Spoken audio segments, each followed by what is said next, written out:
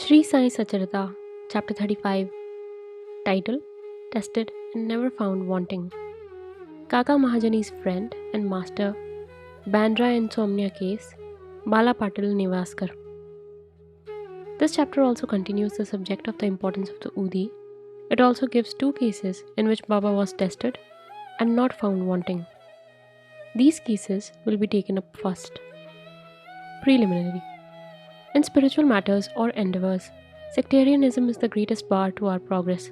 Those who believe the God is without form are heard saying that to believe the God is with form is an illusion and that the saints are only human beings. Then why should they bend their heads before them and offer dakshina? Persons belonging to other sects will also raise objections and say, why should they bow and offer allegiance to other saints, leaving their Sadgurus? Similar objections regarding Sai Baba were heard before and are heard even now. Some said that when they went to Shirdi, Baba asked for dakshina from them. Is it good that saints should collect money in this fashion? If they do so, where is their sainthood? But there are many instances where men went to Shirdi to scoff, but remained there to pray. Two such instances are given below. Kaka Mahajani's friend. A friend of Kaka Mahajani was a worshipper of God without form and was averse to idolatry. Out of curiosity, he agreed to go to Shirdi with Kaka Mahajani on two conditions. 1. That he would neither bow to Baba. 2. Nor pay him any dakshina. Kaka agreed to these conditions and they both left Bombay on a Saturday night and reached Shirdi the next morning. As soon as they put their feet on the steps of the masjid, Baba, looking at the friend from a little distance, addressed him in sweet words as follows. "Oh, welcome, sir." The tone that uttered these words was a very peculiar one. It reminded him of his departed father and sent a thrill of joy through his body. What an enchanting power the tone had. Being surprised, the friend said, "This is no doubt the voice of my father." Then he at once got up and, forgetting his resolution, placed his head upon Baba's feet. Then Baba asked for dakshina twice, once in the morning and again at afternoon at the time of taking leave. But he asked it from Kaka only, and not from the friend. The latter whispered to Kaka, "Baba asked for dakshina from you twice. I am with you. Why does he omit me?" "You ask Baba himself," was Kaka's reply. Baba asked Kaka what his friend was whispering. Then the friend asked Baba himself whether he should pay any dakshina. Baba replied, "You had no mind to pay, so you were not asked. But if you want to pay now, you may." Then the friend paid rupees 17 as dakshina, the same amount that Kaka paid. Baba then addressed him as follows and gave him a few words of advice. "You do away, destroyed the Teli's wall, that is the sense of difference between us, so that we can see and meet each other face to face." Then Baba allowed them to depart. Though the weather was cloudy and threatening, Baba assured them of their safe journey, and both of them reached Bombay safely. When he reached home and opened the door and windows of his house, he found two sparrows fallen dead on the ground, and one just flying out through the window. He thought that if he had left the windows open, two sparrows would have been saved, but thought again that they had met their lot and that Baba had sent him back soon just to save the third sparrow. Kaka Mahajani's master. Kaka was the manager in the firm Thakkar Dhamse Jethabai, a solicitor of Bombay. Both the master and the manager were on intimate terms. Mr. Thakkar knew that Kaka was often going to Shirdi, staying there for some days and returning when Baba permitted him. Out of curiosity and just to test Baba, Mr. Thakkar decided to go to Shirdi with Kaka during Shimga holidays. As Kaka's return was uncertain, he took another man with him as an associate. The three started together and Kaka brought 2 seers of raisins, that is dried grapes with seed, on the way for presentation to Baba. They reached Shirdi in due time and went to the masjid for darshan. Then Baba Sahib Tarkhar was there. Mr. Thakkar asked him why he came there. "For darshan," Tarkhar replied. Mr. Thakkar asked if miracles took place there. Tarkhar replied that to see miracles was not his attitude, but the earnest intention of the bhaktas were satisfied here. Then Kaka prostrated himself before Baba and offered the raisins to him. Baba ordered them to be distributed. Mr. Thakkar got a few of them. He did not like the raisins, and he was advised by his doctor not to eat them without washing and cleaning them. So he was in a fix. He did not like to eat them, nor could reject them.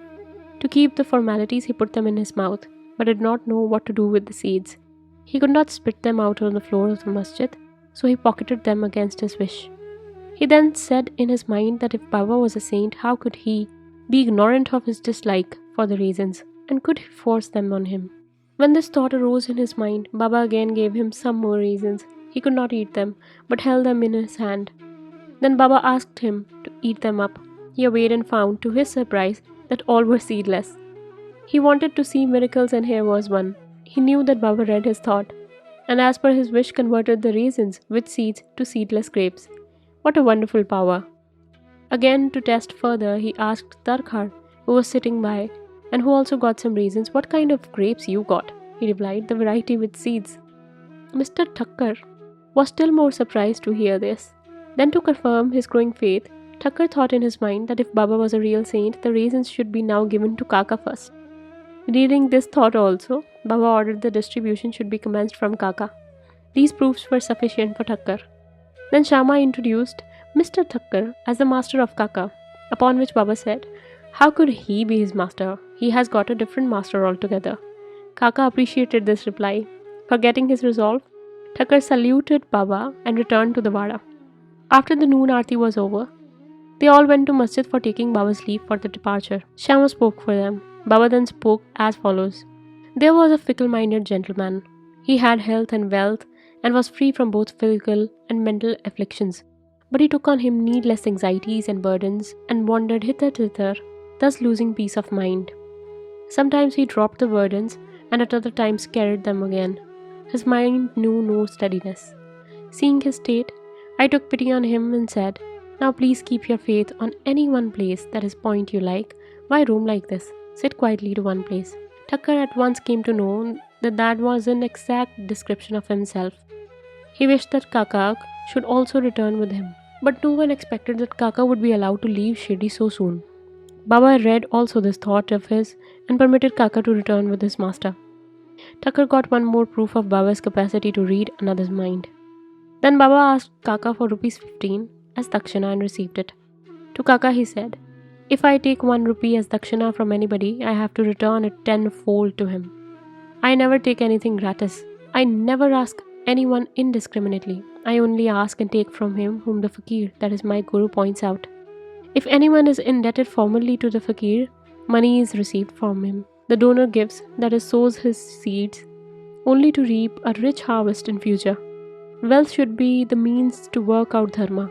If it is used for personal enjoyment, it is wasted. Unless you have given it before, you do not get it now. So the best way to receive is to give. The giving of dakshina advances vairagya, that is non-attachment, and thereby bhakti and jnana. Give 1 and receive tenfold. On hearing these words, Mr. Thakkar himself gave ₹15 in Baba's hand, forgetting his resolve not to do so. He thought that he did well in coming to Shirdi. All his doubts were solved, and he learned so much. Baba's skill in handling such cases was unique. Though he did all those things, he was totally non-attached to them. Whether anybody saluted him or not, or whether anybody gave him dakshina or not, it was the same to him. None he disrespected. He felt no pressure, no pleasure.